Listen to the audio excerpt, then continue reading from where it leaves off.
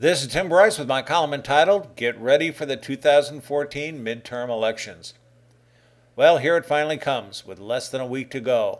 I am, of course, talking about the American midterm elections on November 4th. The question is, will you be an active voter or sit on the sidelines? The midterms usually draw fewer voters than presidential election years. Republicans normally rally during these elections, which is why Democrats are nervous about the 2014 election outcome.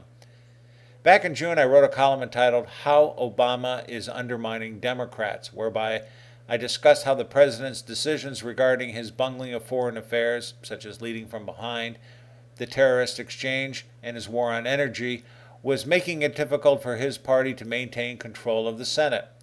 Now, 4 months later, with his shaky policies regarding ISIS, Ebola, and immigration, President Obama continues to lose the trust not only of the American people, but his own party as well.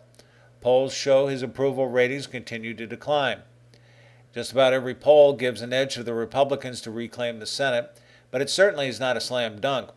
According to Real Clear Politics, an independent news organization which maintains an up-to-date pulse of elections, projections show 46 Senate seats controlled by Democrats and 45 for the GOP, leaving 9 seats as toss-ups. These 9 seats represent the shift of power. Of these, the GOP will likely win in Alaska, Arkansas, Colorado, Kentucky, and Louisiana. In other words, 5 seats. The others are too close to call, but the Republicans currently have an edge in Iowa, Kansas, and North Carolina. That's another 3 seats. As long as the GOP candidates do not make a misstep and the president continues to lose the trust of the people, there should be no reason why the Republicans cannot take the Senate. The Republicans will also maintain control over the House of Representatives. Currently, there are 188 seats controlled by the Democrats and 230 by the GOP, leaving 17 toss-up seats. Even if the Democrats were to win all 17 seats, which is unlikely, they wouldn't have enough seats to reclaim the House.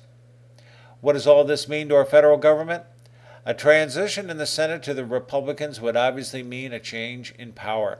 Senate Majority Leader Harry Reid would no longer be controlling the agenda. Over the last 2 years, the Republican-controlled House produced over 300 pieces of legislation for review by the Senate, some partisan, some nonpartisan. Nonetheless, Senator Reid blocked the legislation from being read and acted on, thereby essentially killing it. By removing the Reid logjam, much more legislation can be acted upon in the Senate and go to the President for his signature. In terms of gubernatorial races, the Democrats have 15 states, the Republicans have 21, leaving 14 toss-up states.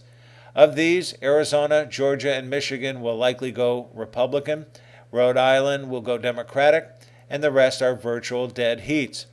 In the end, Republicans will likely have more states than the Democrats.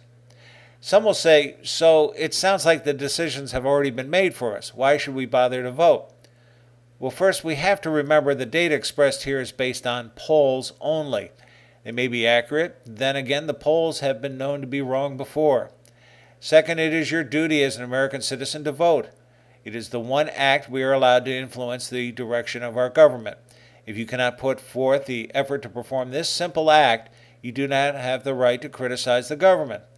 Then again, there are people who are not qualified to vote, who have no idea how the government is organized or works, what the issues are, or know the people running. These are the people the media pounces on with their advertising and spin. So let me amend my argument.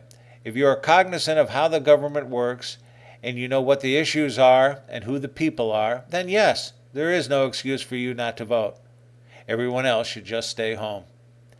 Friends, keep the faith. This is Tim Bryce in Palm Harbor, Florida. Follow me on the internet at timbryce.com.